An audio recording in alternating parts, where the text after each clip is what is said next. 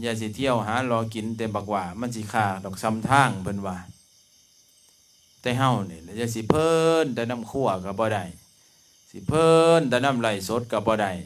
สิเพิ่นแต่น้ำเฮ็ดอันนั้นอันนี้ก็บ่ได้ต้องหาจังหวะฝึกเจ้าของเนาะเบิดมือเบิดเว้นนิ่งเบิ่งลมขยับเบิ่งกายเป็นแนวนั้นดิอีแม่อีพ่อเอ้ยเกิดขึ้นมาเป็นมนุษย์ทั้งที่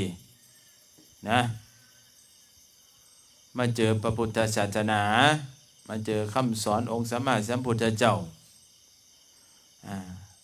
ผู้เป็นเงาแห่งความหลุดพ้นผู้เป็นเงานะแห่งสติปัญญาเนาะพวกเฮาได้มาละดิได้มาเกิดเป็นมนุษย์สมดังใจปรารถนาหมายปองเพิ่นว่าไปเกิดอยู่ภพภูมิใดก็สร้างสาธุเด้อข้าพเจ้าได้มาเกิดเป็นมนุษย์ได้มาฮู้นะพระธรรมคำสอนขององค์พระสัมมาสัมพุทธเจ้าสันได้เห็นบ่